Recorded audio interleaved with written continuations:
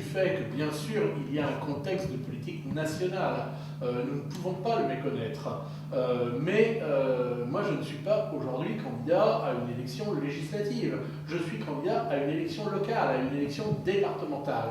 Donc tous ceux qui nous parlent des politiques nationales, des politiques de l'État, je dirais, se trompent d'élection, ils se trompent de moment. Ce qui est important dans cette élection, c'est en effet la proximité. Ce sont les responsabilités qui sont confiées par la loi au département. Alors certes, nous avons au Parlement un débat précisément sur une révision de ses compétences, mais l'essentiel de ce qui est en charge des départements en France est connu et ne changera pas. Les collèges sont et resteront de la responsabilité des départements. Le réseau routier important, 4500 km de route en Seine-et-Marne, que nous gérons, restera de notre responsabilité. L'ensemble du bloc des politiques de cohésion sociale resteront à la charge des départements, en particulier des sujets extrêmement importants dont on parle fort peu, comme la protection de l'enfance, comme l'accompagnement des personnes âgées dépendantes, comme l'accompagnement des personnes handicapées dans la diversité de la réalité de ces handicaps, comme toutes les questions de cohésion sociale. Nous avons connu au mois de janvier des événements extrêmement perturbants pour notre communauté nationale et nous avons vu surgir dans cette très grande manifestation multiforme partout en France du 11 janvier la possibilité d'un sursaut. Eh bien, moi je crois qu'au travers de ces responsabilités sociales, le département peut faire vivre cette communauté nationale, ce vivre ensemble que nous appelons de nos voeux et qui, lui seul, peut être la réponse à un terrorisme fanatique et aveugle. Il faut absolument que les acteurs publics, locaux et nationaux, fassent vivre ce vivre ensemble spécifiquement français.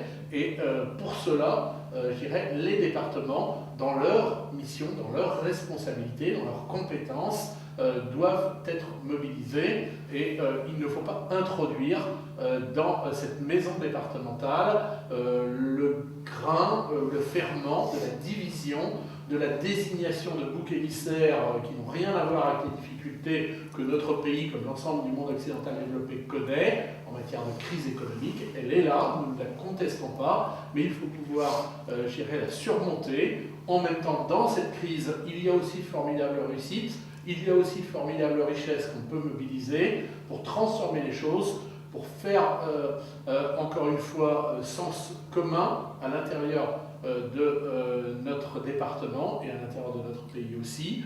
Donc moi je ne méconnais pas les réalités nationales, mais je veux dire aux électeurs que ce rendez-vous des 22 et 29 mars, c'est d'abord un rendez-vous local autour de la conduite de politique ici dans nos territoires. Évidemment, Vincent, vous le soulignez suffisamment. Alors s'il y a des enjeux pour lesquels l'électeur de la Seine-et-Marne doit se mobiliser et ne pas rester chez lui, ce sont lesquels, en quelques mots?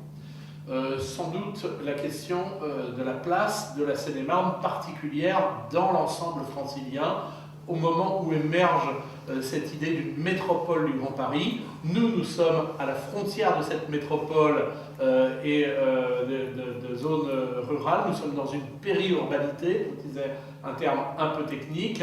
Nous devons être très vigilants sur le fait que les dynamiques métropolitaines ne viennent pas, je dirais quelque part, nous déclasser, nous rejeter dans une forme de périphérie. Nous avons des enjeux à défendre, mais en même temps, nous avons une identité, l'espace, je dirais, où en effet, il y a encore de l'activité agricole, où il y a encore des espaces naturels. Donc, cette identité particulière, qui est celle de la Seine-et-Marne, nous devons absolument la préserver. Il y a la question que j'évoquais il y a un instant de la cohésion sociale et au-delà de la cohésion sociale, de la cohésion nationale qui est servie par la cohésion sociale.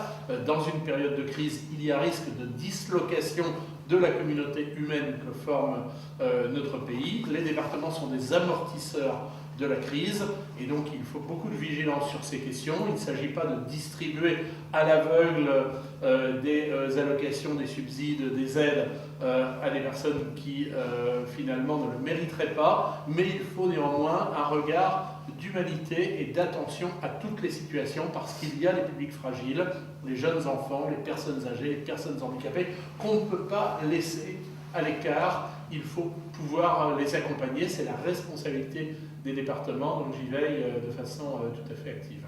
Alors Vincent Eblé, au nombre des réalisations que vous avez portées à la tête du département, on peut prendre le numérique, un chantier, un grand chantier qui est en train de prospérer, il faut le dire, à l'école et aussi dans le secteur de l'emploi, notamment avec la fibre optique qui est en train de mailler le département.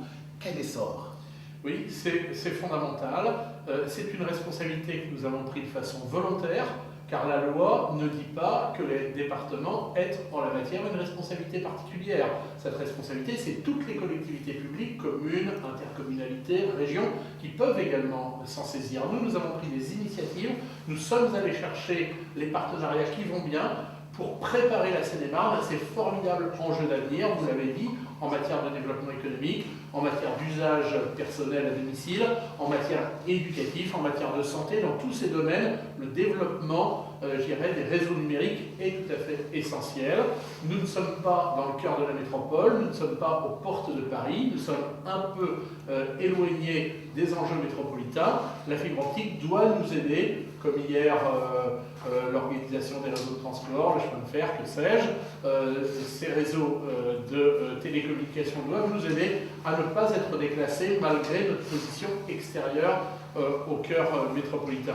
Donc c'est une question absolument fondamentale. Nous allons mobiliser autour de nous des moyens, les nôtres, mais aussi ceux de nos partenaires territoriaux, ceux de la région, les aides de l'État et de l'Europe à très haut niveau, parce que nous avons pris une longueur d'avance sur d'autres départements sur ces questions, de façon à bénéficier au mieux de l'accompagnement, en particulier financier, de l'État. Et donc nous avons une vraie fierté sur la conduite de ces politiques qui sont reconnues par tous comme étant une dynamique engagée en Seine-et-Marne. Elle doit évidemment se poursuivre. Vincent Eblé, en 10 ans, vous avez donné une identité et une visibilité à ce département que nos cœurs méconnaissaient.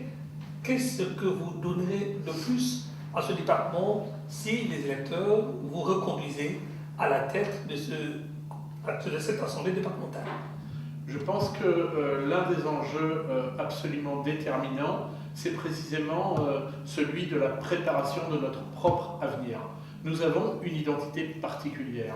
Nous ne sommes pas Paris ou la première couronne. Nous sommes un territoire où la ressource naturelle, la ressource touristique, le bien vivre est une réalité pour de nombreux de nos concitoyens. Il faut absolument préserver cette réalité. Donc pour ça, il faut maintenir une parole forte de la Seine-et-Marne en regard des enjeux métropolitains. On va par exemple réaliser dans les années qui viennent de nouvelles infrastructures de transport, on va moderniser les réseaux existants, il y a des plans de mobilisation pour les transports publics qui ont été imaginés au niveau francilien. La Seine-et-Marne va prendre toute sa place dans ces dynamiques avec la défense de sa propre réalité. Peut-être avons-nous à imaginer des filières économiques nouvelles, peut-être avons-nous à renforcer les formations professionnelles et les formations supérieures dans notre territoire, car malheureusement